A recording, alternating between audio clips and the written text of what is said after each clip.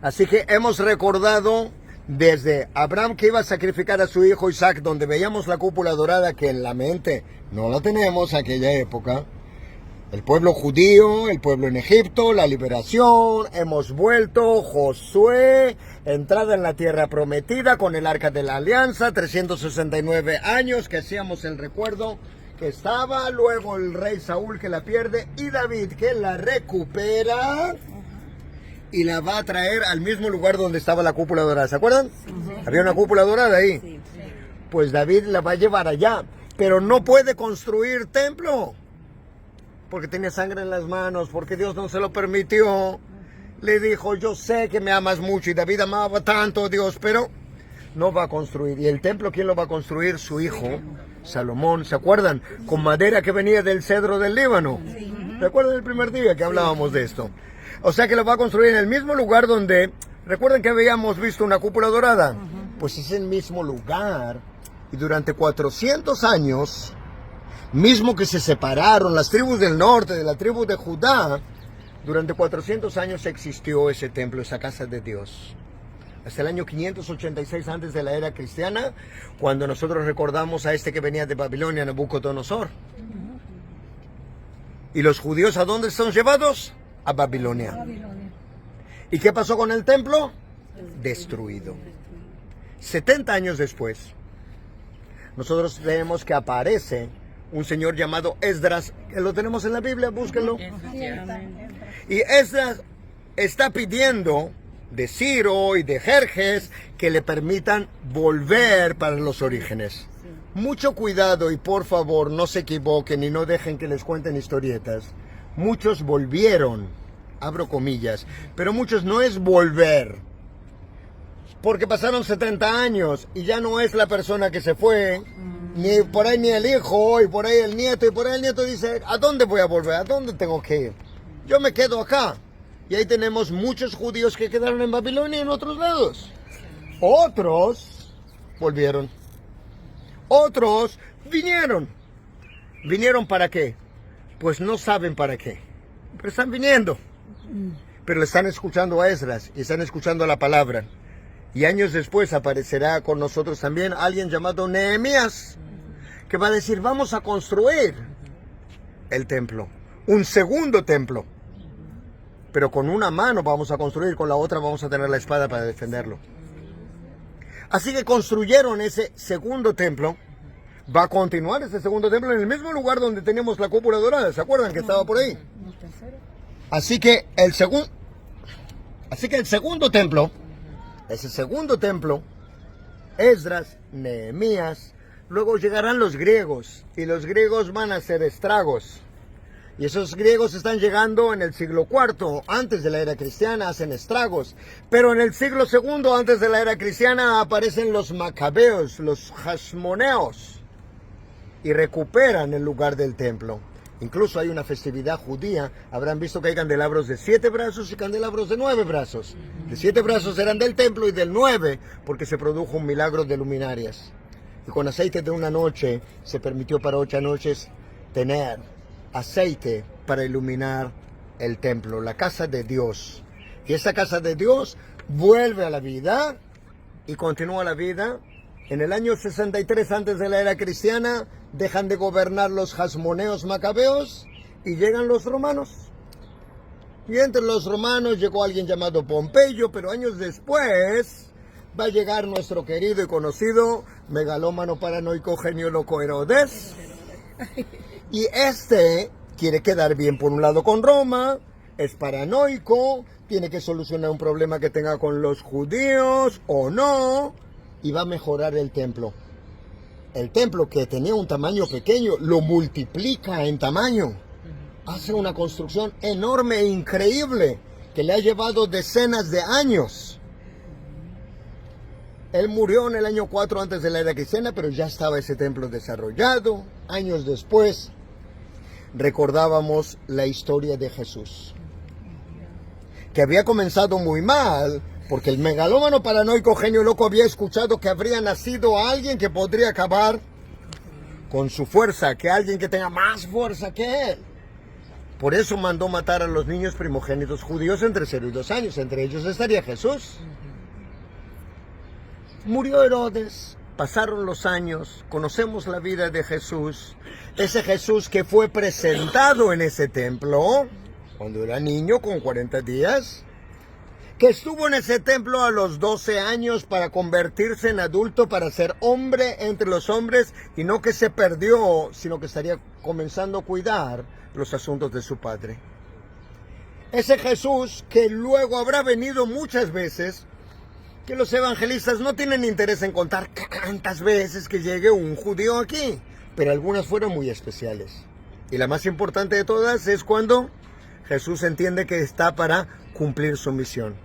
Dejar la Galilea, venir a Jerusalén para entregarse a Dios. ¿Y dónde se va a entregar? En este mismo monte que nosotros estamos, que le llamamos Monte de los Olivos. Y por aquí va a ser esa entrada triunfal, y en algún lugar luego estaremos hablando de dónde y de cómo fue. Pero lo que me interesa es que sigamos con el pueblo romano, y donde en el siglo II deja de llamarse Jerusalén inclusive, y pasa a llamarse Aelia Capitolina, y donde estaba el templo del año 70 que fue destruido por Tito, colocan dioses paganos. Y el dolor es terrible. Y se acabó el templo, y se acabó la casa de Dios. No Dios, pero la casa de Dios. Y en el siglo IV, una mujer llamada Helena, madre de Constantino, viene a marcar lugares para recordar de Jesús. Como hoy a la mañana alguien me preguntaba la Navidad, y si es la Navidad, y si es la fecha o no es la fecha, pues no importa. Un día Jesús nació, y un día es la Navidad, y un día es el día que comienzan las cosas, y un lugar es el lugar donde yo no sé si poner el pie o la mano, pero es para recordar los acontecimientos, y eso es muy importante. Porque yo no sé si en el Monte de los Olivos, más aquí o más allá, fue este burrito hallado. O no sé quién era la persona, cada detalle. Pero sí sabemos que fue aquí, y este es el Monte de los Olivos y demás. Pero volvamos a la historia, y en el siglo IV tenemos que la iglesia se ha levantado, ha desarrollado, están marcando los lugares santos de la Tierra Santa. ¿Ok? Fantástico. Y esto se llama Imperio Bizantino. Pero hasta el siglo VII. ¿Qué pasa en el siglo VII? Pues un señor llamado Mahoma, que tenía un lugar llamado la Meca, de donde fue expulso porque estaba hablando de monoteísmo. Es en Arabia Saudita, no muchos kilómetros de aquí, en un lugar llamado Medina, a pocos kilómetros, comienza una guerra santa en el año 622 de la era cristiana. Atención. Porque va a ir a la Meca, la recuperará, y años después va a llegar aquí, donde en una conversación que puede tener con Alá, que le ha mandado un libro sagrado llamado el Corán, cuidado, es el Islam el que dice que Abraham iría a sacrificar a su hijo Ismael, el que tuvo con Agar y no Isaac. Y van a construir un lugar sagrado para ellos, para recordar este evento. ¿Y dónde es? ¿Dónde está apareciendo ahora una cúpula dorada? ¿La llegan a ver ahora? Sí. ¿Ahora apareció? ¿Entendieron qué es? Sí. Es el lugar donde, según la tradición, dicen que él en un sueño sube a los cielos en un caballo con alas llamado Alburek. Y es curioso porque es octagonal con una piedra en el medio. Y nosotros ya aprendimos en estos días que las construcciones octagonales eran la perfección de Dios más el Mesías.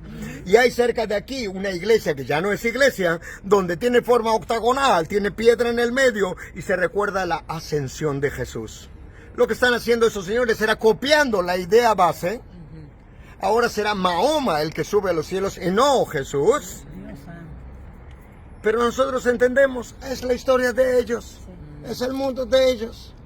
El Islam continuó hasta el año 1099, donde nosotros tenemos las famosas cruzadas. ¿Recuerdan las cruzadas? Sí. La primera fue en 1054, pero muchos años después ya llegan aquí a Jerusalén con Antonio Banderas, con otros, y vienen a recuperar la cruz de Jesús, recuperar los lugares santos. Y eso que nosotros le llamamos las cruzadas continuará 200 años. Lógicamente luego llegaron aquí bárbaros y llegaron los famosos Mamluks, esclavos de Egipto que a través de Siria llegan aquí, dominan con unas construcciones muy bonitas que ellos hacen, todas rayaditas, blanca con naranja y demás, tal vez lo vamos a ver hoy o mañana. Y estos Mamluks continuaron con gobierno hasta que llegan aquí en el estado que hoy llamamos de Israel, que en alguna época se llamó Palestine, que en alguna época se llamó como se llamó, los turcos. Suleimán el Magnífico, y algunos hasta se vieron la novela, ¿no? Está en Netflix y demás. Así que ese Suleimán el Magnífico está tomando gobierno. Estamos hablando del siglo XVI. Y del siglo XVI hasta el siglo XX, 400 años hubo de gobierno musulmán. Y este gobierno musulmán llega hasta lo que nosotros llamamos la Primera Guerra Mundial, donde se subieron al caballo equivocado y perdieron la guerra. Cuando perdieron la guerra, los que tomaron fueron los británicos por aquí, los franceses por el norte. Hay un acuerdo llamado de Sykes-Picot, hasta aquí soy yo, hasta aquí eres tú. Así que los del norte hablan francés, los de aquí hablan inglés. Gobierno de Palestine. Y este gobierno de Palestine va a continuar. Pero ¿qué tenemos en el gobierno de Palestine y todo esto? Tenemos judíos que viven aquí. Y judíos que son pro-británicos y pro-judíos y que están escuchando que hay algo llamado la Segunda Guerra Mundial y que están eliminando millones de judíos en el Holocausto. Y terminó el Holocausto. Y cuando terminó el Holocausto le dijeron esos británicos y franceses, ya están libres, pueden volver a casa, los que sacaban de los campos de concentración, de exterminio. Quedaron sobrevivientes, murieron asesinados 6 millones de judíos. Esos quedan sobrevivientes. Los sobrevivientes quieren volver a casa, pero no pueden volver a casa porque los británicos marcan una ley que tienen prohibido volver a casa porque aquí es un problema que tienen con los musulmanes. Así que los británicos se quieren lavar las manos porque ven mucho conflicto. Llamaron a las Naciones Unidas. Las Naciones Unidas vinieron a analizar la situación y esos judíos que viven aquí hacen maravillas.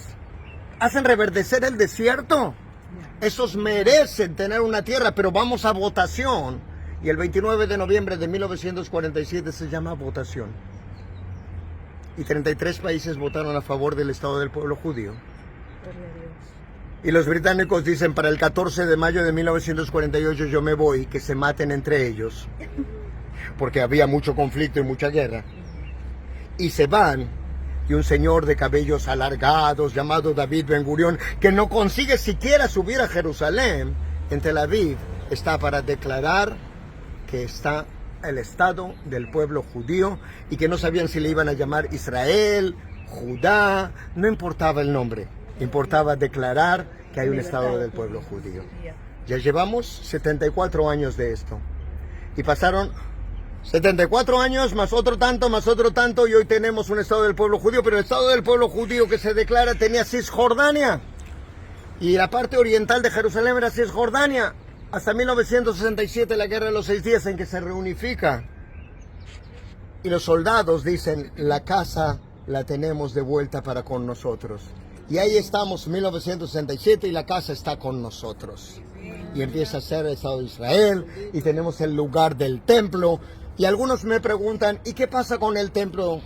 ¿Va a ser reconstruido? ¿No va a ser reconstruido? Y la respuesta es, no me importa porque esto es logística de Dios.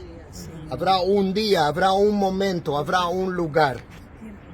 Y las personas del mundo oran para que haya ese momento, ese lugar y esa vuelta del Mesías o llegada del Mesías para el judaísmo. Y por eso vemos estas tumbas a la espera de la llegada del Mesías.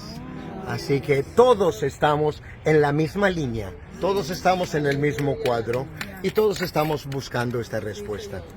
Que quede claro dónde están parados, que sepan qué es este lugar y después vamos a entrar en el taller. חכה, אני בורח ממך, אל תבוא אליי.